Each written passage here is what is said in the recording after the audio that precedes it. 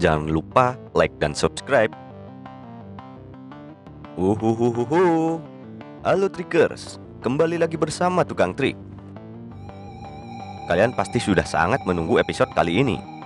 Tapi tunggu dulu, sembari menunggu petualangan Willy dan Sisi di kota dewa selesai dibuat, kami akan berikan teka-teki dan kasus yang membuat otak dan logika kalian merasa tak berguna. Hahaha. Langsung saja kita ke kasus yang pertama. Kasus pertama. Telah ditemukan mayat seorang perempuan di tepi jalan. Wanita ini merupakan korban keempat dari pembunuhan berantai. Polisi masih kesulitan untuk memecahkan kasus ini. Dan akhirnya, polisi pun menghubungi Willy untuk membantunya. Dari hasil pengecekan, Willy telah mencatat nama keempat korban, yaitu yang pertama, Fatma, yang kedua, Abil, yang ketiga, Aca, dan yang keempat, Adila. Dan Willy pun menemukan fakta yang sangat penting, yaitu dari keempat korban berasal dari desa yang sama. Untuk mencegah terjadinya pembunuhan kelima dan untuk menjebak pelaku, Willy harus menemukan wanita yang menjadi target berikutnya. Dan akhirnya, Willy telah menemukan 4 wanita di desa tersebut yang kemungkinan akan dijadikan target berikutnya. Dan mereka adalah Anya, Keira, Maya, dan Noviva. Jadi pertanyaannya adalah, siapakah wanita yang harus dilindungi oleh polisi?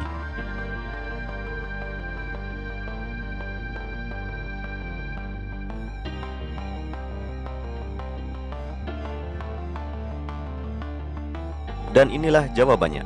Target pembunuhan selanjutnya adalah Keira.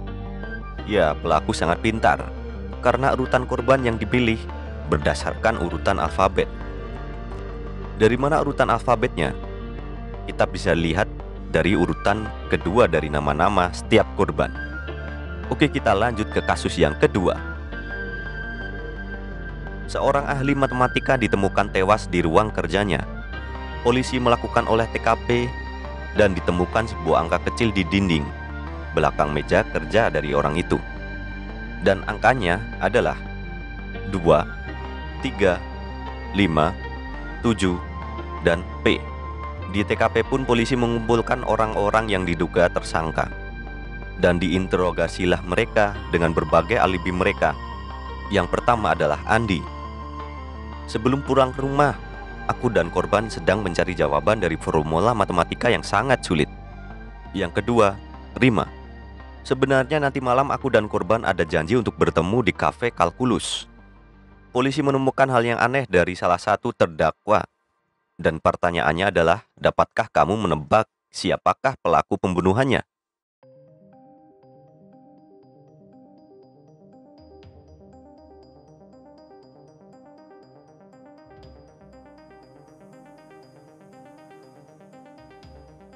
Dan ini jawabannya. Pelakunya adalah Rima. Kenapa bisa begitu? Dilihat dari petunjuk yang tertulis di dinding, yaitu angka 2, 3, 5, 7, dan huruf P. Dan huruf P dicoret adalah petunjuk tambahan untuk mencoret huruf P dalam kata prima. Jadi prima dicoret P, maka ditemukan hasil kata Rima. Lanjut ke kasus yang ketiga.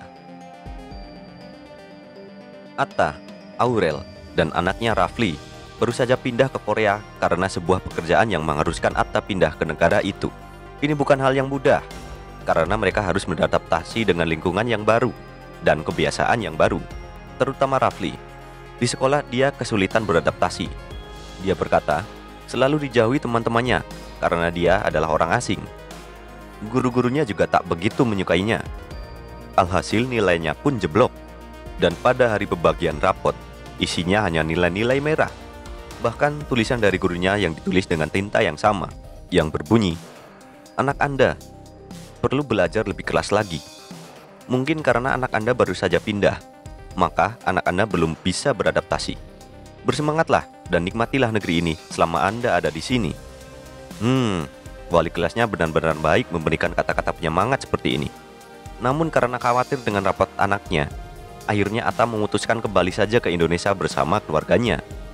Dan disinilah pertanyaannya, Apa alasan sebenarnya mengapa Atta memilih kembali ke negara asalnya?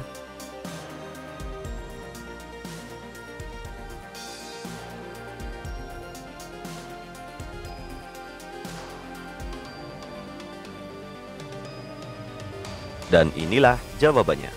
Di Korea, tinta warna merah sangat berkaitan dengan kematian maupun sebuah ancaman. Dilarang keras menulis nama menggunakan tinta merah. Karena Atta tahu anaknya terancam, maka ia memutuskan untuk kembali ke negara asalnya. Kasus 4. Sebuah kapal Jepang sedang berlayar di laut terbuka. Kapten kapal pergi mandi. Lalu dia melepas cincin berlian dan jam Rolex miliknya dan meletakkannya di atas meja. Saat ia selesai, barang-barang berharga miliknya telah hilang. Dan kemudian sang kapten pun segera memanggil 5 anak buahnya dan menanyai mereka apa yang mereka lakukan selama 15 menit terakhir. Yang pertama adalah koki Filipina yang memakai mantel tebal. Dia berkata, "Aku sedang di ruangan pendingin mengambil daging untuk memasak." Yang kedua, petugas mesin asal India yang membawa obor. Dia berkata sedang mengambil perkakas di gudang sebelah kamar mandi untuk memperbaiki generator. Yang ketiga, pelaut asal Sri Lanka. Dia berkata, "Saya sedang memajat tiang kapal untuk membenarkan letak bendera yang terpasang terbalik." Selanjutnya, petugas radio asal Inggris. Dia berkata, "Saya sedang mengirim pesan ke perusahaan bahwa kita akan sampai di pelabuhan selanjutnya dalam 72 jam. Kalau dari sekarang, berarti Rabu pagi pukul 10 siang kita akan sampai." Dan yang terakhir, petugas navigasi asal Inggris. Dia berkata, "Karena nanti malam berjaga, aku pun tidur di kabinku." Dari hasil interogasi 5 orang tersebut, siapakah pencurinya?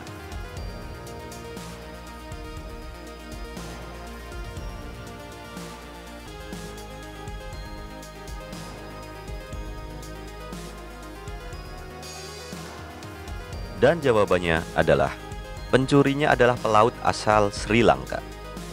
Karena bendera Jepang bolak-balik pun tetap sama saja. Kita ke kasus yang terakhir. Simak baik-baik gambar ini. Dan bayangkan kalian sedang dalam kondisi ini di rumah. Lalu orang tuamu akan tiba di rumah dalam waktu 5 menit. Apakah yang akan kamu lakukan? Oke, tuliskan jawaban kalian di kolom komentar. Oke, terima kasih sudah menonton. Jangan lupa like dan subscribe. Dan nantikan video-video selanjutnya.